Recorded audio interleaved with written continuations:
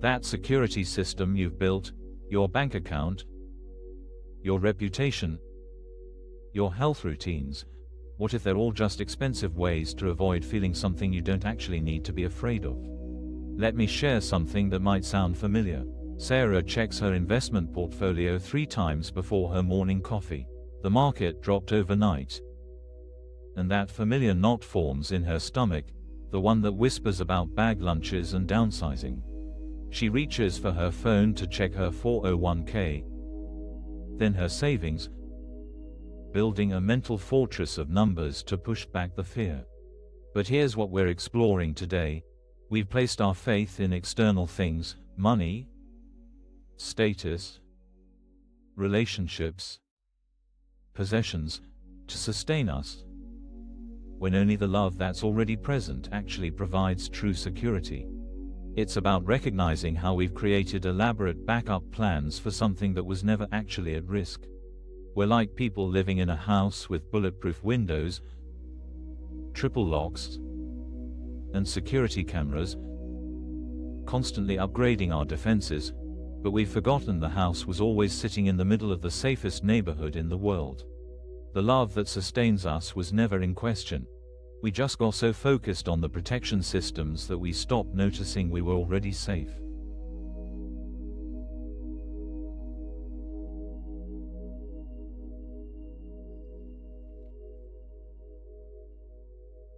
Think about the mental energy that goes into maintaining your security systems. It's not just the obvious ones, the insurance policies, the emergency funds, the locked doors.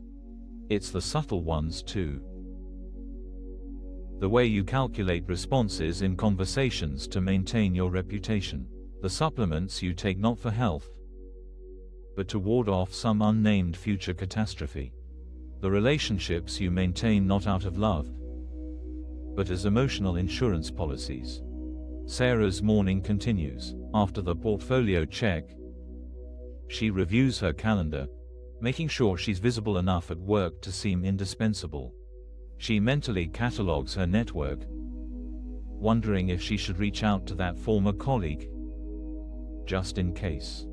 She checks her reflection, adjusting her outfit to project competence, reliability, safety. Each action is another lock on that door, another camera in that security system. And it's exhausting, isn't it? This constant mental inventory of everything you think you need to feel safe. The checking and rechecking. The contingency plans for your contingency plans.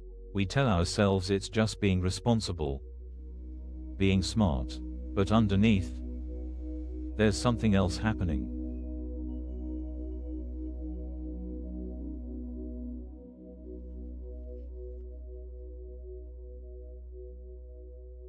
Here's the moment things shift. Sarah's cycling through all her safety nets when something catches her attention. She notices she's trying to solve a feeling with spreadsheets. That knot in her stomach, it doesn't actually respond to numbers. The fear doesn't diminish when she confirms her savings are intact. If anything, the checking makes it worse. This is the gap we all eventually discover. That moment when you realize your protection isn't actually protecting you from the feeling. You can have perfect health insurance and still feel vulnerable. You can have a sterling reputation and still fear judgment. You can have millions in the bank and still wake up at 3 a.m. worried about losing it all. The security system, that house with all its locks and cameras, it's not actually keeping anything out. Because what we're trying to protect ourselves from isn't outside. It's the feeling itself. The fear of the fear. And no amount of external fortification can touch that.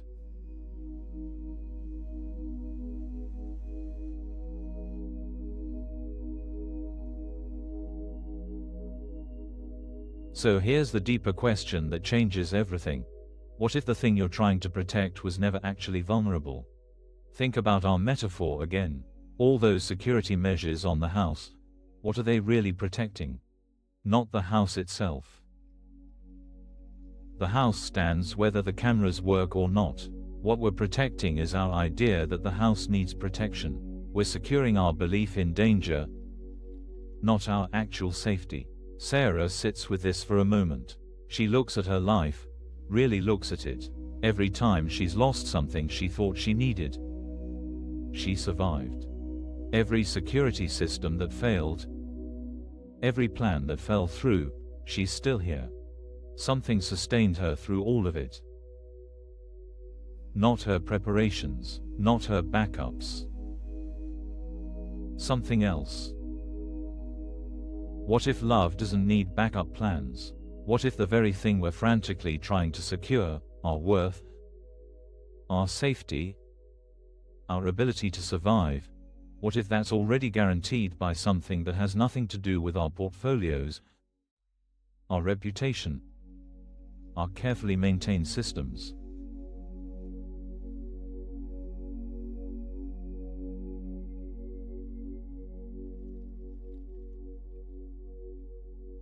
When you stop demanding that the world prove your safety and instead rest in the love that's already here, something remarkable happens. The frantic energy of self-protection dissolves into a quiet confidence that doesn't depend on circumstances. Sarah experiments with this. Instead of checking her portfolio again, she sits with the feeling. The fear is there, but she doesn't reach for her phone. She just stays with it.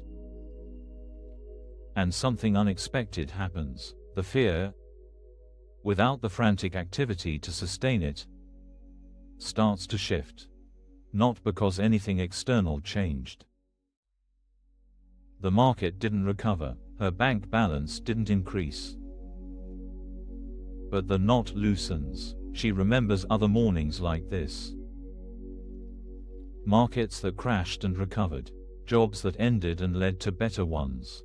Relationships that fell apart and taught her she was already whole. Through all of it, something sustained her. Not the things she thought she needed, but something quieter, more constant. It's like discovering the house was never actually under threat. All those security measures, they were protecting an imaginary vulnerability. The love that built the house, that is the house, that surrounds the house, it was never in question. We just got so busy maintaining the alarms that we forgot to notice.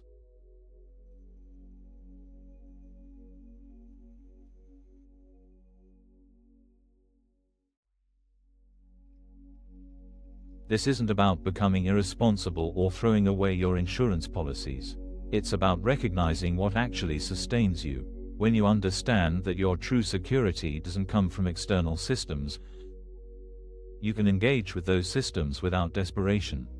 You can have a bank account without making it your god. You can care for your health without making your body a fortress against death. You can build relationships without turning people into emotional insurance policies. Sarah goes through her day differently now. She still checks her portfolio, but not with that desperate edge. She maintains her professional relationships, but from genuine interest, not fear. The security systems are still there, but they're not bearing the weight of her worth anymore. They're just practical tools. And in the spaces where she used to feel that frantic need to check, to secure, to protect, there's something else now. A quietness. A knowing. The love that sustains her doesn't fluctuate with market conditions. It doesn't depend on her reputation. It was there before she built any of these systems, and it'll be there if they all fall away. The house in the safest neighborhood, it's not a promise that nothing will ever happen. It's the recognition that whatever happens, what truly sustains you remains untouched. The love that you are, that flows through you, that surrounds you, it doesn't need your protection. It's what's been protecting you all along. If you'd like more teachings and guided practices like this, you can like the video and subscribe. And now, we'll move into a short guided meditation.